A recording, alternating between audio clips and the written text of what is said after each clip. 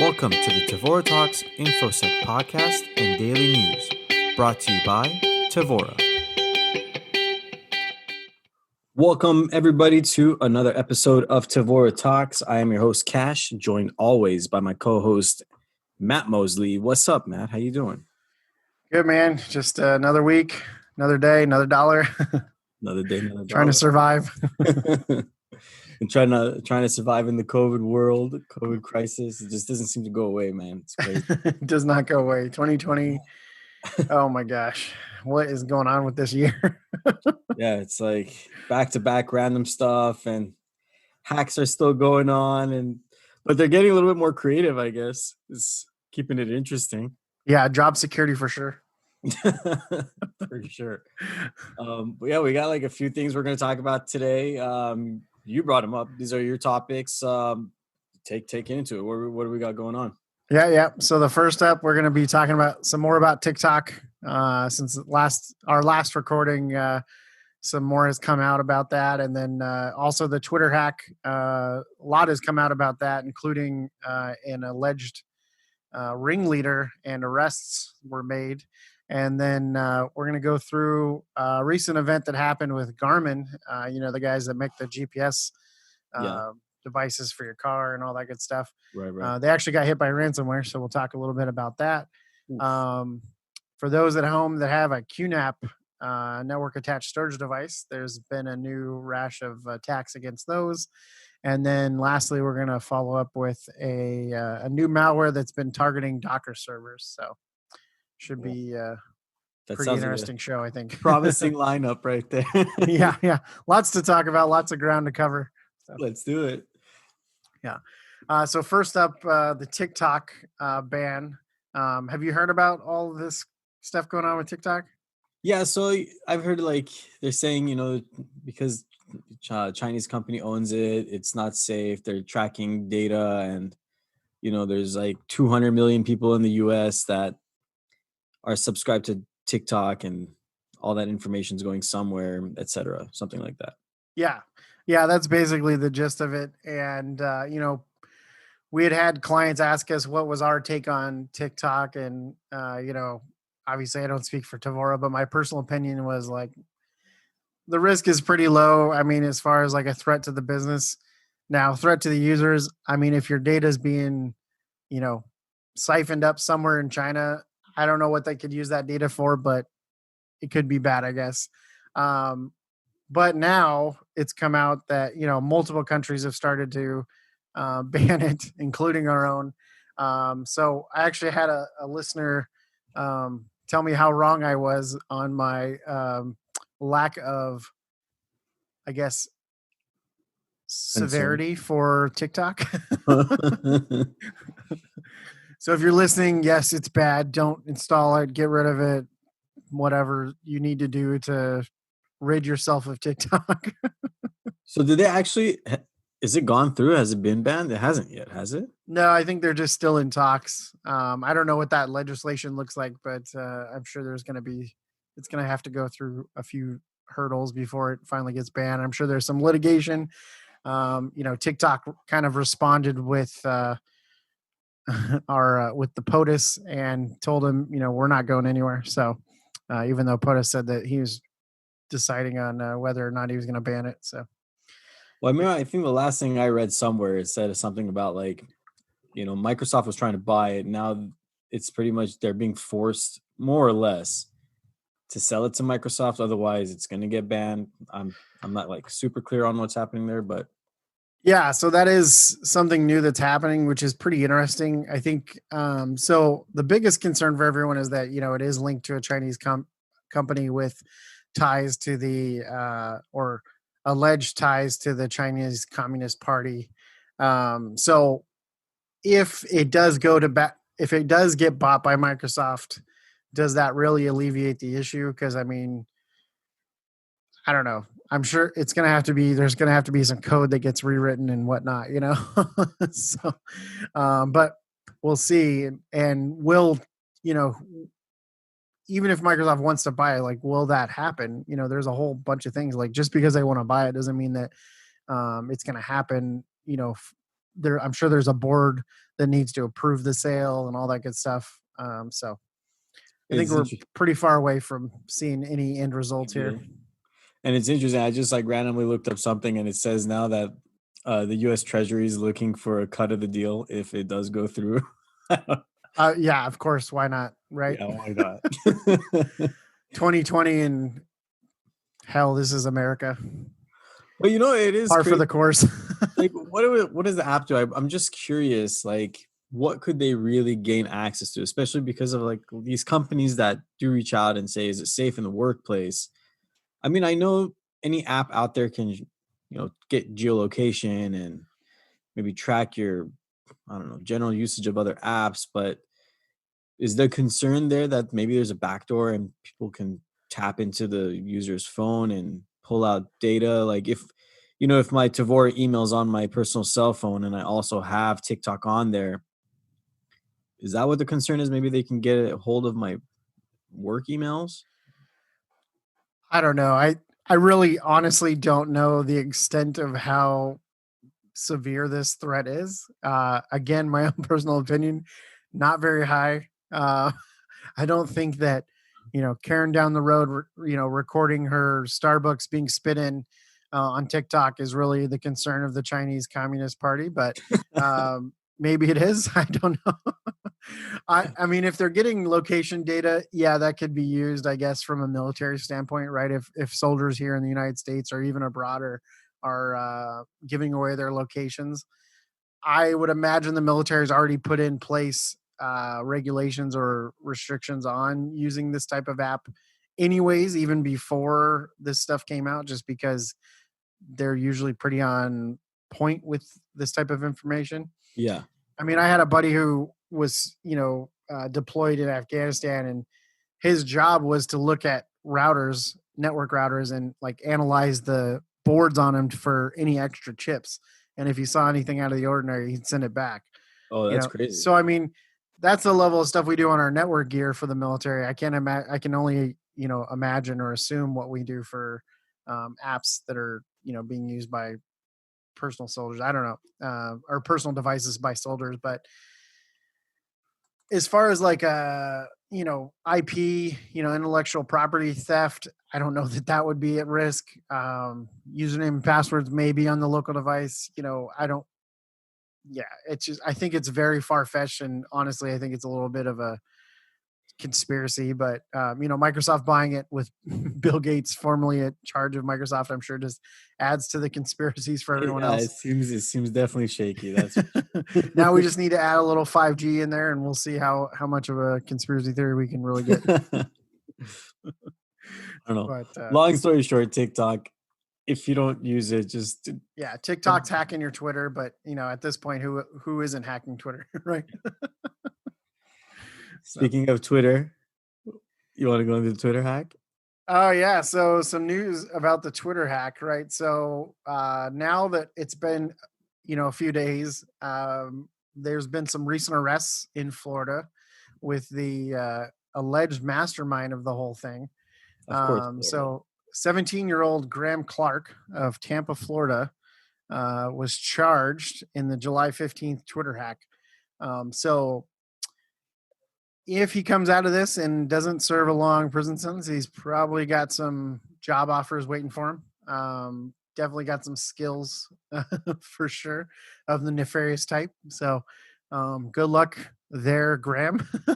Yeah, good But luck. I don't know. Did you hear what happened in his latest in the court hearing? I think that what was it? The court hearing was just the other day. So did you hear what happened? No, what happened? So we've covered this before on the show, but Zoom bombing. Yeah. So right, it's COVID-19, so no one's in the courtrooms. Everything's like teleconference right now. Yeah, yeah. And during the Zoom conference, They got Zoom bombed. someone interrupted it with a porn clip. So Oh God. yeah. So I wonder if that person who did Zoom bombing even knew this was the Twitter hacker case, or if they were just randomly typing in numbers and stuff like that. So That's crazy. pretty funny. It's interesting because like you have to be 18 to even watch porn, but this kid's 17. So is that like another issue there, or Yeah, I wonder if that's an extra charge. I don't know. But come on, courts. Like, actually, I guess that's Zoom's new issue, right? Because they were able to crack passwords for rooms now too. But I Yeah, you think, can enumerate the passwords for rooms and what is it, 6-digit pins. So yeah, that's not too bad. It wouldn't take not too bad. too long to crack that. I feel like every call that I do now, though, like I have to type in so many numbers, and I feel sorry for the people that are getting like have a phone number that's similar to one of the Zoom conference phone numbers. Oh man, I can imagine. I called some lady the other day and she answered the phone. I was like, "Oh, sorry." Really, that happened? Yeah, Oh I was my off god. by 1 digit. You should have asked her. You should have been like, "Do you get these calls a lot?" I would just get a new phone number, man. Like, That's terrible. it's got to be Um, horrible. It's like remember that 80s song, the 8675309. yeah, yeah, yeah, yeah. Anybody in any area code that has that number, just Is done for. yeah, you're done for. just just get rid of it. But life pro tip here: if you're ever at the grocery store and you need the discount code or whatever, just type in 8675309, and It'll work. yeah, someone has registered that everywhere. So so next time you're at Vaughn's or Ralph's or Kroger or Albertsons or whatever grocery store you have in your area, CVS, Walgreens, type in that number. You're good to go. Oh man, that's so funny. I'm gonna try that definitely next time. Yeah, so What? next up was the Garmin company that makes those GPS devices got Yeah, infected like with the mobile ransomware. ones, right? The ones that you can like take around with you. Yep. Yeah, Yeah, the little handheld ones that people do for hiking and all that stuff. And I think they yeah. make them for cars as well. Um, I think you can even pay for the app on your phone if you don't like Google Maps. I don't know. I'm sure there's some weird people out there that like that. So they Probably got that guy that gave me crap about the TikTok thing. He probably buys Garmin. You know who you are. Talking to whoever is listening to this for sure has a Garmin right now. you. Maybe.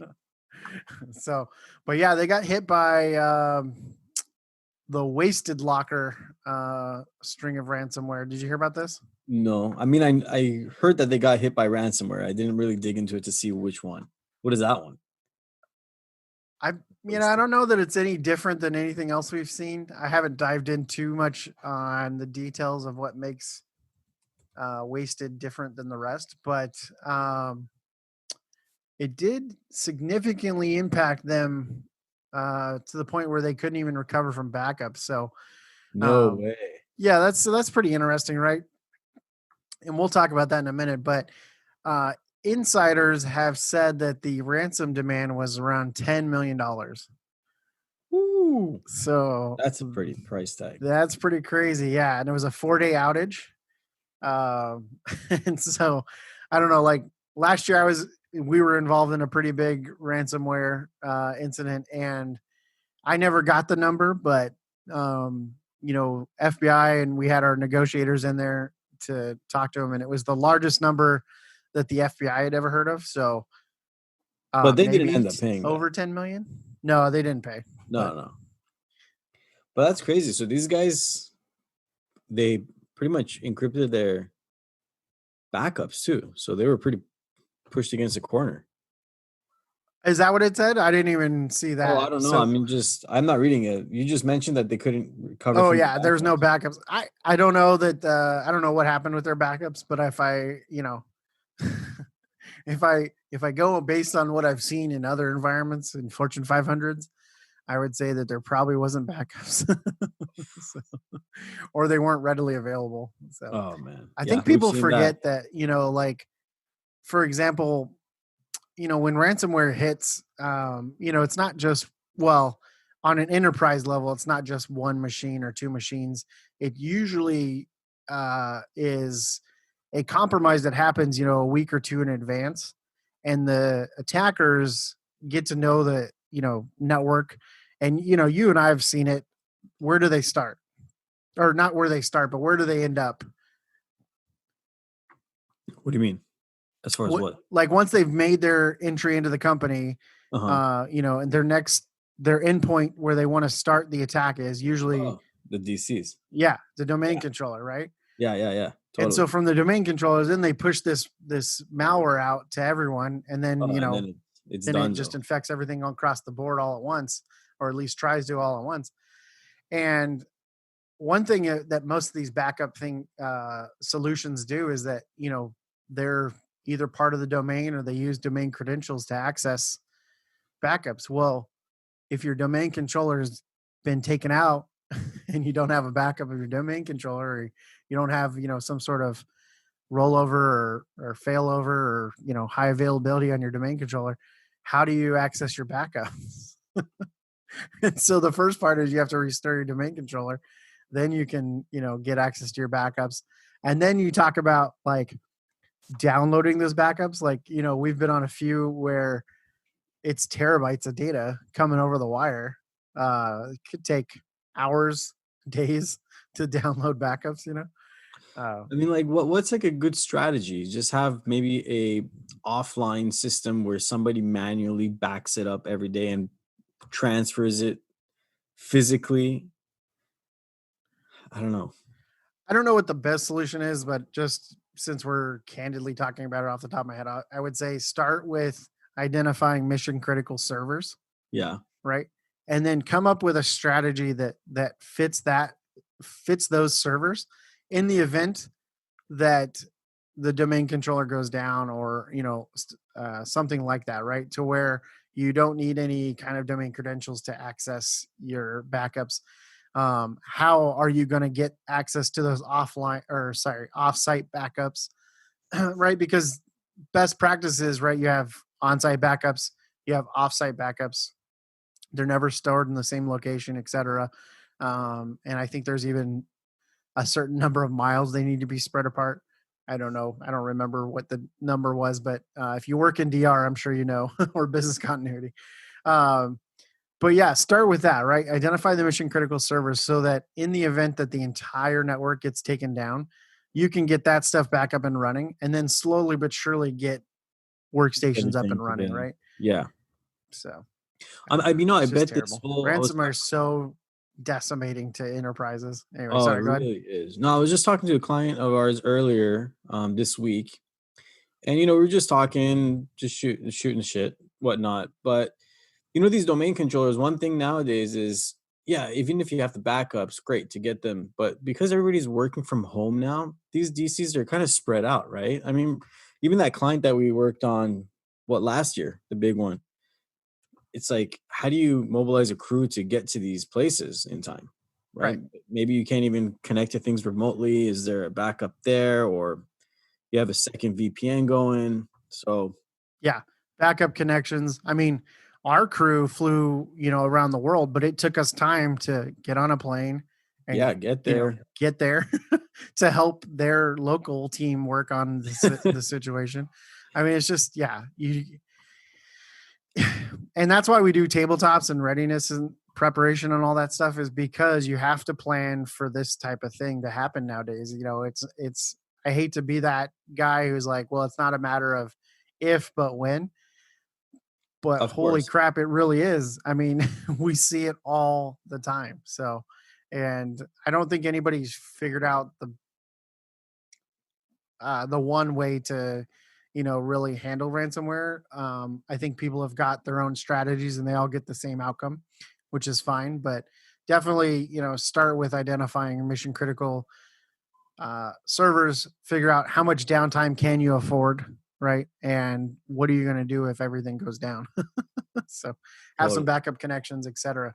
But one thing I wanted to talk about was kind of this this whole thing about backups in general within enterprises.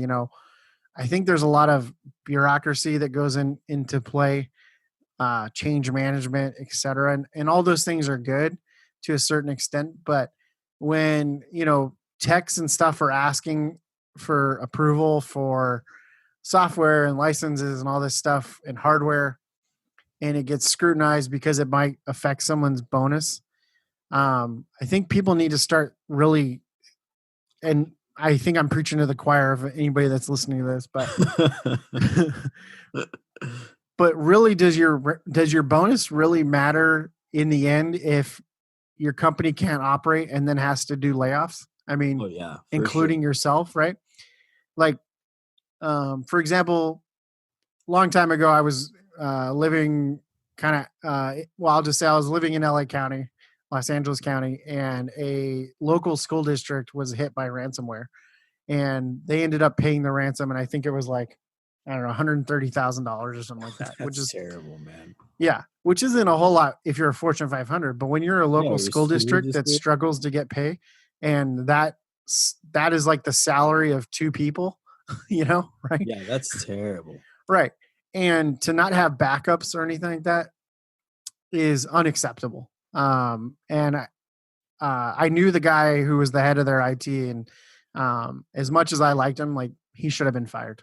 Like I don't think there's any excuse you can use that would um, be sufficient enough to argue why you didn't have backups readily available. So That's crazy. Zero backups at all. yeah, zero backups. Oh So, man. yeah. You know, But speaking of things getting backed up from our, not just current recent experience, but generally speaking, whoever's listening out there, please lengthen the backup period of your logs. yes. Whoever's out there, because like if your logs are only backed up for 2 days and you call us 4 days from now, we can't do anything. Well, it's like how many PCI forensic investigations do we get where they're like, oh, the attack window was from June to September of 2019. And you're like, oh, okay, well, we're in August of 2020. So it's highly unlikely that the client's going to have, A year of logs logs. from a year ago. Yeah, it's like trillion records. No way. Right. So, but yes, at the very least, do best practices, which I think is what 90 days logs and then 30 days at the ready so that you can recall 30 days, but 90 days I think or 90 something like days, that. that's fair. But We like need to if get a you're compliance person on here. yeah, They we can need back to. up all my bullshit. Yeah, but that kind of went off topic off of your topics you wanted to go over No, with. it is. It's actually on topic. I mean, it goes back to, yes, there's bureaucracy. Yes, there's getting approval and stuff like that. But at the same time, there's also security best practices that I think aren't being followed in these Fortune 500s. And, that's another kind of systemic problem across, at least in the United States, from what we see when we're, doing our work. And I don't know. It's just ransomware is only going to get bigger and become more of a problem. Totally, for sure. And it's 2020. Anything can happen. Oh That should yeah. be the motto for this year. Anything can happen. That new one is like, in my opinion, is great. It's the new version of BitPaymer, that Doppelpaymer. It does it unleashes itself with multi-threading. So Oh, so it can work even faster. oh Awesome. yeah, it plows through. Yeah. By the time you figure out you're looking at your first alert, that thing's like it's gone. And then the last thing I want to say is all you're doing by paying the ransom is setting a precedent for the rest of the people that get infected by ransomware. Oh, right? sure. Because then they know it works and they're just going to keep doing it over and over. And in this case, the wasted locker was actually placed on US sanctions lists. So now Garmin has to deal with that can of worms. So enjoy that, Oh shoot. Yeah. Not to mention, I bet Garmin now has like a target on their back. They're like, well, if we got this much out of them, Yeah. we can probably get more next time. Right. And no matter how secure you are with the best security stack ever and all the cool applications and all the blinky lights, you still got humans opening up emails. Yeah. So it's going to happen again. It's going to happen again. Just, I guess, be cautious before you click. It's the best thing you could do. Yeah. So, but yeah, malware gets in. Now, with that said, there's a new malware going around. It is kind of, there are some remediation that you can take, remediation steps that you can take. But if anybody's familiar with the QNAP network attached storage devices, they're pretty cool little boxes. Do you have one of those, Cash? I don't have one. No, my brother-in-law does, but it's a pretty nifty tool. Yeah, myself and a couple of my friends all have one. Neat little boxes. You can set them up to do multiple server stuff. You can run a web server on there, an iTunes server, Plex server, whatever you want to run. You can even do record all your cameras. Whatever house, if you have cameras around your house, you can point it at your NAS and record there. It's pretty neat. So these devices sit on your network, and you can share files back and forth with it. It's basically just a home file server. But you can do domain controllers as well. Anyways, they are sitting sometimes on the internet, right? Because you have this functionality where you have some apps that may be on your mobile phone or something like that, and you want to access or retrieve your files. Right. And so if you're not careful and you're not security savvy, you might have configured these things to where they are available worldwide to the internet. And so a recent attack happened where malware was attacking these NAS drives, and basically it was brute forcing its way in. And then once it was in, it was installing malware that was trying to not only gain information, like it would give them access to all your files on there and, do credential scraping and all that good stuff. But it would put an SSH backdoor on there. Then they can install more malware. Some of these were used for Bitcoin mining. The limits, sky's the limits, right? As they say. So some remediation things that you could do is obviously remove it from access to the internet for one. Disable the web server if you don't need it, which most people probably don't need it. Mm-hmm. If you feel like you may have been hit by this, go in, install it's essentially ClamAV, but they have a malware antivirus that they offer, and it's under the hood. It's just ClamAV. And but they made it for this thing. Yeah, and that'll go ahead and remove the malware, and then go ahead and change your username and password for your admin accounts and stuff like that. But yeah, definitely it's affected. Let's see, I think it affected like 7,000. Oh, I'm sorry. It affected 62,000 devices. Whoa, that's a lot.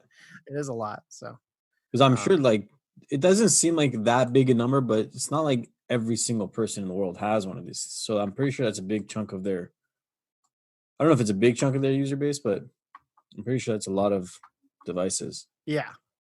Yeah. And it was 7,600 or 7,000 devices in the US last month. So, whoa. Yeah. So quite a big amount.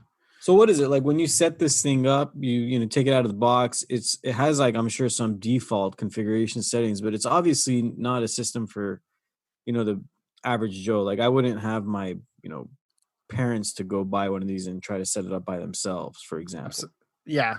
I mean, I don't know about your parents, but if they're like mine, no. Yeah, definitely not. Sorry, parents. Sorry, guys. There always are examples. Yeah, no, it is pretty easy to set up, but when you do set it up, if I remember correctly, it's been a few years, there is a point where you configure like this cloud option, which basically allows the QNAP drive or QNAP device to communicate with the QNAP servers. And then from there, when you're using your mobile app, you're actually contacting QNAP servers, which is kind of like a pivot point for your device. So your device doesn't have like a public IP or anything like that, but because it can still be routed through the QNAP servers, people can access your QNAP drive. There's a lot of QNAP to say in that paragraph. QNAP QSnatch. That's creative.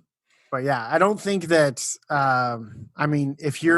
For these to be publicly available on the internet, you definitely have to be tweaking your firewall at home to allow that, and I don't think people would go out of their way to do that. So it had to have been going through the QNAP pivot point or servers. So. Either that, or maybe somebody has some really old, network equipment at home. They haven't updated their, I don't know, gateways or what have you. Yeah, maybe. I mean, most ISP modems and routers do the firewalls for you, but definitely a possibility. I'm not going to put it past people. Yeah, never put it past people. That's for sure. Never underestimate the stupid. The power of human. Yeah. Yeah. And then lastly, any questions on any of that before I continue? No, I got the QNAP down. If You you good? have QNAP, get this software to clean it up, protect yourself from QSnatch. Yeah. You're going to run out and go get a QNAP drive? I highly recommend them, honestly. I wouldn't mind. I wouldn't mind playing around with one, see what I could do with it. I'll send you the link when it's up and running. Yeah, they got supposedly got all kinds of APIs and stuff that you can do on it and install. You can even do like Docker containers and all kinds of crazy stuff. Python you can install on there and run it up, run your own scripts. So Speaking of, what did you say? Docker. Didn't you say Docker, yeah. something about Docker? Docker is in the news again. Yeah, so apparently there's been a new Linux malware that's targeting Docker servers with exposed APIs, and it's supposedly undetectable as of July 28th. I'm sure as of today, signatures have been released, and hopefully AWS, Azure, and Alibaba Cloud are all now taking steps to help protect against it.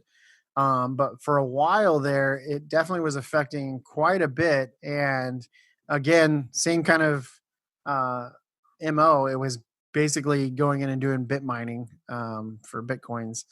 And some were running for, like Dogecoin and some other different kind of encrypted cryptocurrency blockchain providers. And I don't know what was so unique about it other than it was just attacking the exposed APIs, which is something we hadn't seen before. We got to bring Chris Callis on, get his perspective on it. He's all Yes, about Chris that. Callis, the Tevora cloud expert. Yes. Our cloud guru. Cloud guru. He's been on here a couple times. We always like having him. I feel like we should bring him on and have him talk a little bit more about Docker. He's an avid supporter of Docker. Yes. He's actually creating some pretty cool stuff. All kinds of like automated deployment security tools for cloud applications. Oh, no. Nice. Yeah, he was talking to me about it last week. It was pretty cool. We should have him come on and talk about that. Yeah, we should have a Callus update. Yeah. And now a minute with Callus. We can call it the Callus corner or something. There you go. But yeah, that's it for the news. As far as there were some other things going on, but those were the big highlights. The Twitter hack, the details there were just that it was definitely phishing and all that good stuff. So, what were you gonna say? No, that's it. I have nothing more. We have what are we going to talk about next? Maybe we can do another hacker history. We haven't done one of those in a while. Okay, I'm up for it. Who are we going to talk about? I don't know. To be continued. We got to dive deep and maybe keep it a surprise. What do you think? What's the name of a hacker off the top of your head? I don't know. I can't think of anybody off the top of my head. How about a group? Any groups? No groups.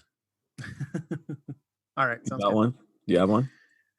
No, but I was doing I do have a couple, but I was scoping a tabletop the other day and the client was like, yeah, we have, a few APT groups that are attacking us on a regular basis. And I was like, oh, well, that would be fun. Like which one in particular? And he's like, he took a little bit of time and then he came back and I won't say which one, but it was APT and then a number. So there, if you're familiar with those groups, there's quite a bit of APT in the numbers. But no, that you mentioned, who I wouldn't mind like doing a little segment on, just because their marketing appeal of themselves is really on point. Their name is good. I don't know if you know where I'm going with this. Anonymous is they're pretty interesting group. Okay. Their marketing is on point though. Their marketing is on point. Like when they put out those like videos that are all like chopped up and heavily filtered with the mask and the voice, I'm like, oh shit. Like I feel like I'm about to get hacked or the world. Definitely bringing some talent from that perspective for sure. Yeah. So do you want to do a full coverage of Anonymous or just like a couple of the instances of Anonymous? I don't know, because they've had a lot of cool stuff. They've got some cool stuff. We could actually just talk about events and not, them completely. Yeah, we can maybe do like a little alley-oop to the events, like kind of give a We could do breakdown an anonymous of who series. they are and then what they've done. Yeah, anonymous series. That'd be cool. If you're an anonymous and you want to remain anonymous but come on our show, we'd love to have you. Yeah, we'll love to have you. We'll give you the Zoom ID. You can hack the password and join us. Splash up some porn on the screen. Yeah, there you go. I don't know. Are we allowed to say porn on our podcast? I don't know. I feel like it depends who's listening and how much we can get away with. So let's just kind of run with it, see what happens. I did see lastly, and I'll wrap it up. I did see on our iTunes thing that one of our recordings was listed as explicit. Oh, really? Did it get flagged? I guess so. I mean, when I post them up, I have to say, is it for, like, what's the age group? It says, is it for kids? I always say, no, it's not necessarily for kids. Not that we talk bad, but I mean, like, no. I doubt, my 8-year-old kid's not going to know what we're talking about. Yeah. I don't know. Maybe they're starting pretty young anyways. All right. I will stop talking. Well, awesome, man. Thanks for the intel for the week. It's been very interesting. To those companies that have paid the ransom, that have not yet been hacked, we wish you all the best of luck. And if you do get hacked, call us, IR@Tevora. We will help you out. Selfless plug. Aside from that, wrap-up notes, anything for the listeners? No, I got to shut my mouth. Otherwise, we'll keep going.